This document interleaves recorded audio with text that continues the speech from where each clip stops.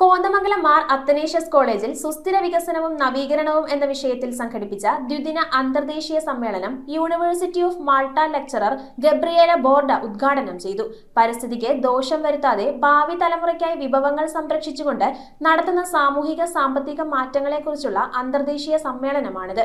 Commerce, economics, history, sociology, BVoc വിഭാഗങ്ങൾ ചേർന്നാണ് സമ്മേളനം സംഘടിപ്പിക്കുന്നത്. സുസ്ഥിരമായ പ്രവർത്തനങ്ങൾ നടത്താൻ കഴിയണമെങ്കിൽ നല്ല ഉദാത്തമായ ചിന്താഗതിയുള്ള നേതാക്കൾ ഉണ്ടാകണമെന്നും നാളെയെക്കുറിച്ച് ചിന്തയില്ലാത്ത അധികാരികളാണ് സുസ്ഥിര വികസനത്തിന് വിഘാതം ഉണ്ടാക്കുന്നതെന്നും ഇന്ത്യയിലെയും കേരളത്തിലെയും ഭരണാധികാരികൾ ഉയർന്ന ചിന്താഗതികൾ ഉള്ളവരാണെന്നും university of Malta lecturer Gabriela Borda Kothamangalam Mar Athanasius കോളേജിൽ ആരംഭിച്ച ദ്വിദിന അന്തർദേശീയ സമ്മേളനം ഉദ്ഘാടനം ചെയ്തുകൊണ്ട് സംസാരിക്കുകയായിരുന്നു അദ്ദേഹം. College principal doctor Manju Kurian ചടങ്ങിൽ അധ്യക്ഷത വഹിച്ചു. Bengaluru school of policy and governance director Sreelatha Krishnan, Punjab Patiala Punjabi university professor Ajitha D Singh, Susthira foundation and Bava India സഹസ്ഥാപക ദീപ അനന്തപത്മനാഭൻ, സമ്മേളന coordinator doctor Diana Ann Isaac, convener doctor Puthuma Joy എന്നിവർ ചടങ്ങിൽ സംസാരിച്ചു. പരിസ്ഥിതിക്ക് ദോഷം വരുത്താതെ ഭാവി തലമുറയ്ക്കായി വിഭവങ്ങൾ സംരക്ഷിച്ചുകൊണ്ട് നടത്തുന്ന സാമൂഹിക സാമ്പത്തിക മാറ്റങ്ങളെക്കുറിച്ചുള്ള